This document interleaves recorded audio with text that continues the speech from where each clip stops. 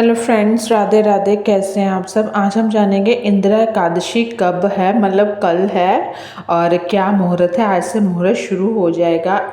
ये पितरों के लिए बहुत विशेष है।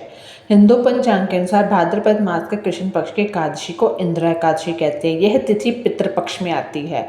धार्मिक मान्यता है कि इस दिन व्रत रखने पूजा करने से भगवान विष्णु की कृपा तो मिलती है और पूर्वजों की आत्मा को शांति और मोक्ष की प्राप्ति होती है। श्राद्ध करने वालों के लिए यह खास दिन है।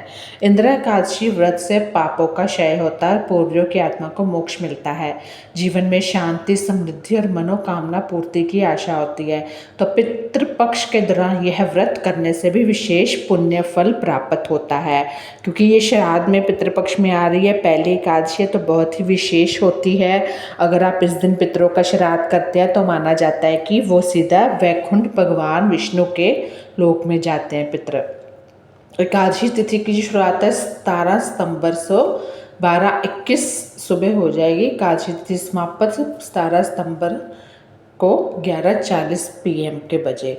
और पारण जो आपका व्रत तोड़ने का समय वो 18 सितंबर को 6:27 से 8:53 तक रहेगा।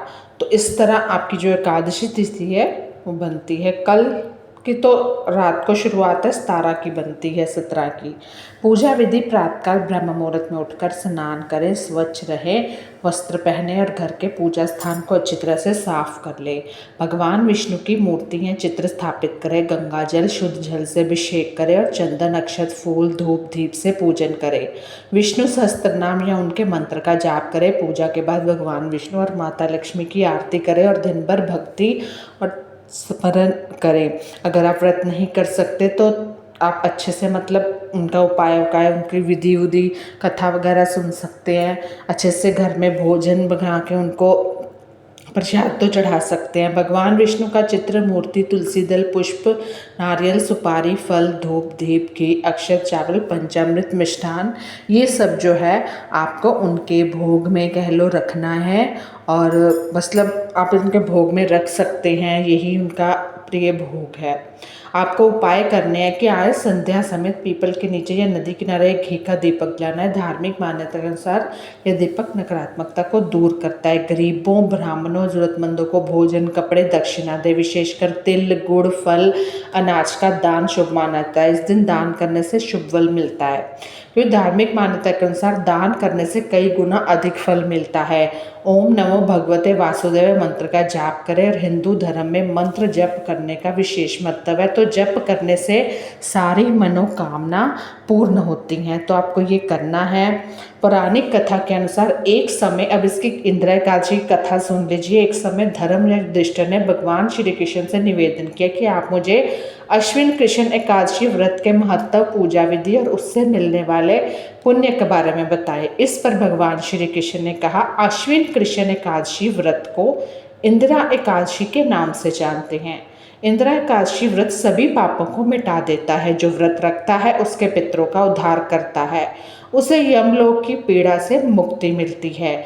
वहीं जो व्यक्ति इंदिरा एकादशी की कथा सुनता है उसे वाजपेय यज्ञ के समान पुण्य लाभ होता है। अब आप मुझे इंदिरा एकादशी की कथा सुनाए। इस पर भगवान कृष्ण युधिष्ठिर को इंदिरा एकादशी की कथा सुनाते हैं। सतयुग में राजा इंद्रसेन का महिष्मती में शासन था। राजा इंद्रसेन दयालु परोपकारी राजा थे। वे अपनी प्रजा के सुख दुख के साथी थे। उनका राज्य धन और धान्य से परिपूर्ण था, वहाँ कोई कमी नहीं थी। एक राजा इंद्रसेन अपने दरबार में बैठे थे। तभी देवऋषि नारद जी वहाँ प्रकट हुए। राजा इंद्रसेन ने उठकर उनको प्रणाम किया और बैठने के लिए आसन दिया। उसके बाद राजा इंद्रसेन ने नारद जी से आने का प्रयोजन पूछा। तब नारद जी ने बताया कि वह यमलोक में गए थे, वहाँ पर तुम्हारे पिता से मुलाकात हुई। उन्होंने बताया कि वे एकादशी व्रत रखते थे, लेकिन किसी वजह से उसमें बाधा आ गई, व्रत का क्रम टूट गया। इस वजह से उनको यमलोक में यमराज के पास रहना पड़ रहा है। यदि तुम इंदिरा एकादशी व्रत विधि विधान से रखकर श्रीहरि की पूजा करो तो उनको यमलोक से मुक्ति मिल सकती है, उनका उद्धार हो जाएगा और उनको स्वर्ग में स्थान मिलेगा। इस तरह से यानी कि अगर आप बहुत नहीं श्राद्ध किए हैं आपने तो ये श्राद्ध कर लीजिए, ये सबसे उत्तम श्राद्ध है। ये बातें सुनकर राजा इंद्रसेन ने नारद जी से इंदिरा एकादशी की व्रत विधि विस्तारपूर्वक बताने का निवेदन किया। वह उस अनुसार ही व्रत करके अपने पिता का उद्धार कर सके। तब नारद जी ने कहा कि इंदिरा एकादशी को प्रातःकाल स्नान आदि के निवृत्त हो जाओ, फिर अपने पितरों के लिए तर्पण श्राद्ध दान आदि करो और उस समय वहाँ पर भगवान शालिग्राम को जरूर स्थापित करना। फिर दान दक्षिणा ब्राह्मण भोज करवाना, भोजन का कुछ अंश गाय को खिला देना।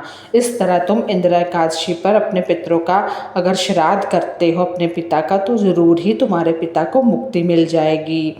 अब जिनको श्राद्ध नहीं तिथि भी पता है वो भी कर सकते हैं, बाकी आप पंडित जी से पूछ सकते हैं। जब ये कार्य हो जाए तो फिर भगवान विष्णु के ऋषिकेश स्वरूप की पूजा करिए।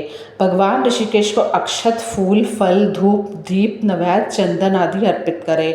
दिन भर फलाहार पर रहना, रात के समय जागरण करना, इंदिरा एकादशी के अगले दिन सुबह में स्नान आदि करके पूजा पाठ करना, फिर दान दक्षिणा ब्राह्मण भोज कराना और उसके बाद पारण करके व्रत को पूरा करना है। पारण व्रत का करना ही पड़ता है, वरना व्रत अधूरा माना जाता है।